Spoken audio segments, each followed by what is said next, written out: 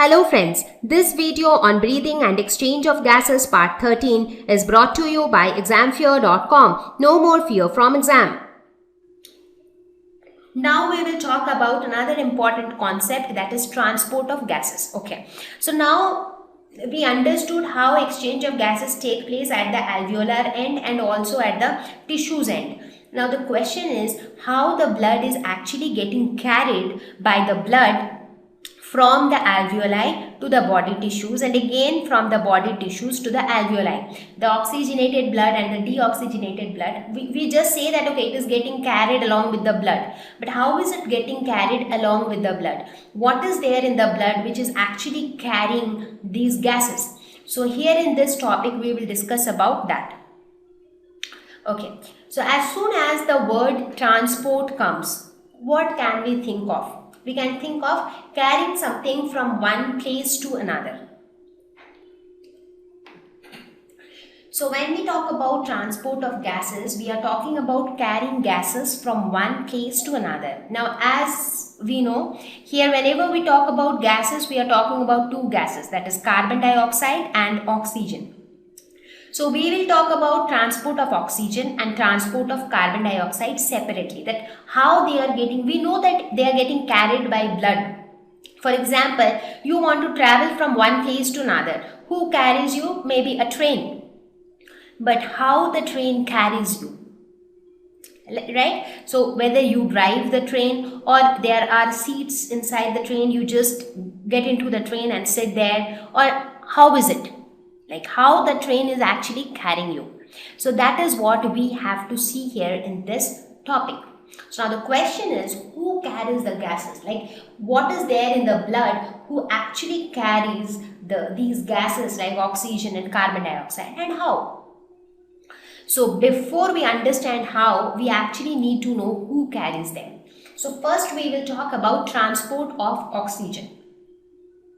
Okay, so here you can looking at this picture. This picture is actually to show that how oxygen, how far it needs to be carried. It actually needs to be carried throughout the body. Like we inhaled oxygen, it reached the lungs.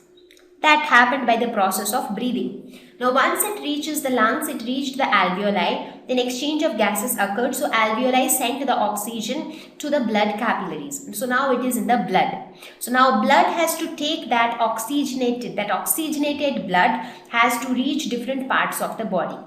So what is there in that oxygenated blood? That is the simple question here. Now 97% of oxygen is carried by the RBCs in the blood. Now when I say blood, we all know that blood in itself has so many different components, like the red blood cells or RBCs, the white blood cells, the blood plasma, right, and the platelets. So these are all the various components of blood. So let us see which component of blood actually helps in transporting oxygen. So 97% of oxygen is carried by RBCs. Okay, so RBC does most of the thing. However, around 3% of the remaining 3% is carried in the form of dissolved in plasma. So they are like, plasma is what? The watery thing, the fluid-like structure. That component is plasma. So only 3% is carried in the plasma. Rest 97% is carried by the red blood cells. So now the question is, what special is there in the red blood cells that help to carry oxygen? So now transport of oxygen by RBCs in the blood. So we will try to understand who carries it and how. Now oxygen is transported by hemoglobin, which is a pigment present in the RBCs. So hemoglobin is the hero here. So he is the one who is going to carry the oxygen. Now what is hemoglobin?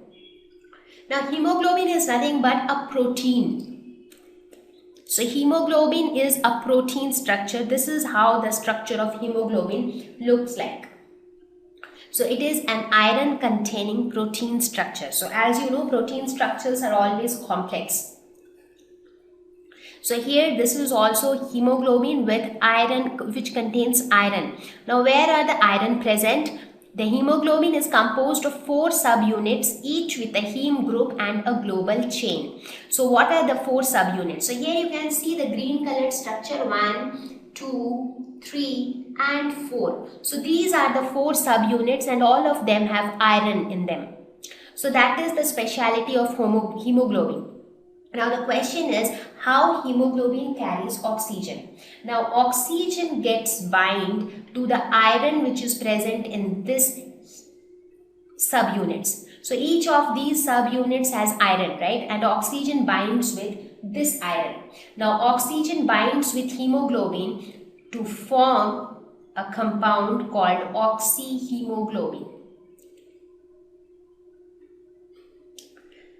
Now this is interesting. So oxygen will combine with hemoglobin to form oxyhemoglobin, and this is a reversible process. That is, oxyhemoglobin can again dissociate to form oxygen and hemoglobin. Now hemoglobin is abbreviated as HB.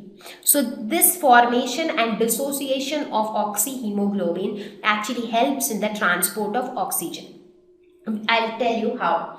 Now here you can, by looking at this structure, you can see that each hemoglobin can at the max carry 4 oxygen molecules. That's because each oxygen molecule will get binded to each subunit, and there are only 4 subunits in one molecule of hemoglobin. So one molecule of hemoglobin at the max can carry 4 molecules of oxygen. Right? Okay. Now it has been found that the blood of a normal adult human being contains 6 different species of hemoglobin molecules. So not all the hemoglobins are like exactly the same, but all of them have the same basic structure and function. So the basic structure and function will remain the same, but they are not exact replica of each other. So now this is the concept that oxygen will combine with hemoglobin to form oxyhemoglobin, and again oxyhemoglobin will get dissociated to form oxygen and hemoglobin. Now the question is where the formation will take place and where the dissociation will take place, and how that will help to carry oxygen from one place to another. So as I said, oxygen combines with hemoglobin to form oxyhemoglobin. Now let us see what are the factors favorable for binding of oxygen with hemoglobin. Now as I said, the formation of oxyhemoglobin. What all supports the formation of oxyhemoglobin? Partial pressure of oxygen. Now the partial pressure of oxygen should be high. So wherever the partial pressure of oxygen is high, it will support the formation of oxyhemoglobin. That is, it will support the binding of oxygen with hemoglobin. Partial pressure of carbon dioxide should be low. So if partial pressure of carbon dioxide is low, then oxyhemoglobin will be formed. H plus ion concentration should again be low to support the formation of oxyhemoglobin, and temperature should also be low for the formation of oxyhemoglobin. So all these factors favors the formation of oxyhemoglobin. So that means that the opposite conditions would favor the dissociation of oxyhemoglobin. Right? That means if the partial pressure of oxygen is low and if the partial pressure of carbon dioxide is high, this will cause dissociation of oxyhemoglobin. Right? Please remember all these basic things, because once you understand these, only then you will be able to understand the exact transport process. So now we know that oxygen combines with hemoglobin to form oxyhemoglobin, and formation of oxyhemoglobin and dissociation of oxyhemoglobin actually helps in the transport of oxygen. Now we have to see where formation occurs and where dissociation occurs. So now we also got these points, that what are the factors that cause formation and what are the factors that cause dissociation. So let us see the transport of oxygen from alveoli to body tissues. So let us see how the transport of oxygen happens from alveoli to the body tissues by formation and dissociation of oxyhemoglobin. So this is the overall process that takes place.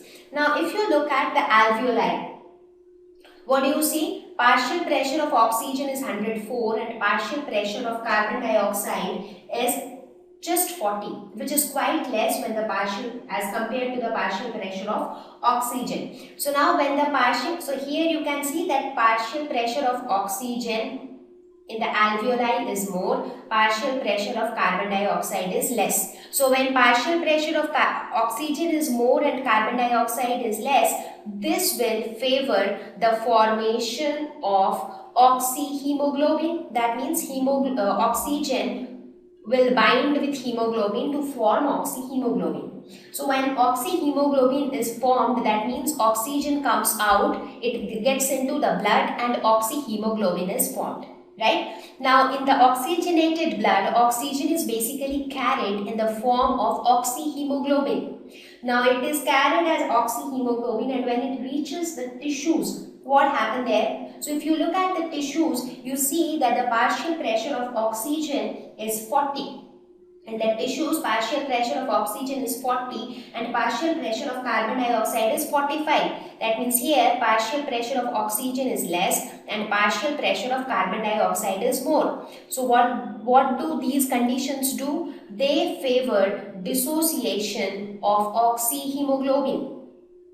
Now what happens during dissociation of oxyhemoglobin? So when it reaches the tissues, the oxyhemoglobin gets dissociated to form oxygen and hemoglobin. Hemoglobin stays in the blood, but the oxygen is released into the tissues. And again, this hemoglobin, what will happen to this hemoglobin? The same hemoglobin will then be utilized to carry the carbon dioxide. So the carbon dioxide will combine with the same hemoglobin to form something else. So that is what we will discuss in the next section when we talk about the transport of carbon dioxide by hemoglobin. So now you understand, whenever the oxygen is released into the blood, it is carried in the form of oxyhemoglobin through the blood. When it reaches the tissues, it gets dissociated and oxygen is released into the tissues. So that is how oxygen is transported. And it is seen that for every 100 milliliter of oxygenated blood, almost 5 milliliter of oxygen is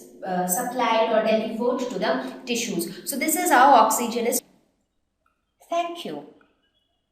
Please visit www.examfear.com to watch more videos, attempt free online test, get free study material, find tutors and mentors. Thank you once again.